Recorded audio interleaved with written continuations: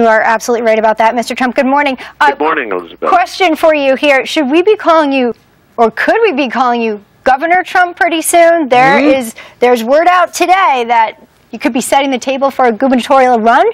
Can that be true? I have a ton of people who would be happy about that. Well, you know, it's very interesting. A lot of the Republican leaders from New York came to see me last week, and they want me to do that.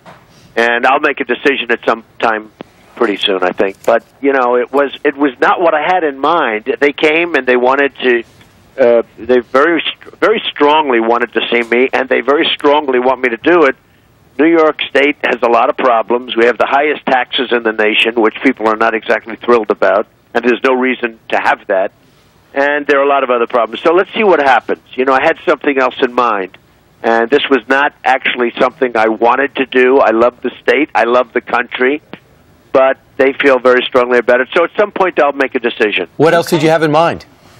Well, I had something else in mind. Well, what was it? Well, let's not. It was president. Was it running for president? It's actually a little bit. Yeah, we'll talk about that during commercial.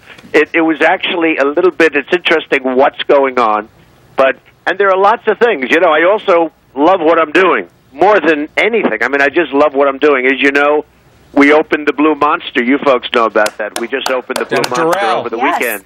On Saturday, we had a big ribbon cutting down at Doral, and it was fantastic in Miami. 800 acres in the middle of Miami. I'm rebuilding it. I'm really excited about it. It's great. But, you know, we have a lot of interesting things. But New York State is in trouble. There's no question about it. But sure. And if you look at what's been happening on the federal level, Mr. Trump, you know, with this president, you know, his gigantic rollout, and it's gone so badly on so many different levels, and people are going, we told you ahead of time, this is somebody who had never run anything before. To your point, whether it's a governor or running for president, you're somebody who's got a lot of experience running things that work out okay.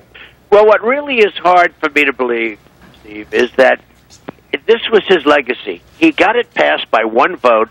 He got it passed with a lie, because when he made the statement about, you know, you can keep your plan, you'll keep your doctor, the whole thing, everything, and so many times, like 29 times or 34 times, I see different, and he got it passed by one vote. Had he not said that, it could never have passed. So he got it passed, and you would think that the website would have been flawless. You would have thought that he would have been meeting with these people every day. Sure. He would never have chosen the people that were chosen, because they're in litigation all over the place for having done a very poor job at other locations on much smaller, easier places. So you would have thought that somebody that was, where so much was riding on the success of Obamacare, would have been just absolutely fantastic with respect to, he would have been meeting with people every day. And by the way, should have called Microsoft, should have called Google, sure, should have called any one of the great companies. They could have done this stuff blindfolded. And, you know, he said that he had nothing to do with it. I mean, how can you have nothing to do with it when your whole legacy is riding on Obamacare? Now Obamacare is a total disaster, and it's embarrassing to everybody, including the country itself. Because what's going on with the country, I mean, the whole world is talking about what a disaster this thing is.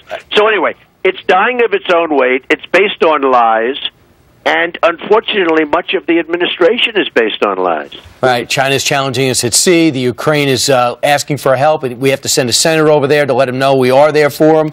It's pretty bad. I think most people, and I thought it was very telling, that most Democrats are admitting it was a wasted year one of the second term.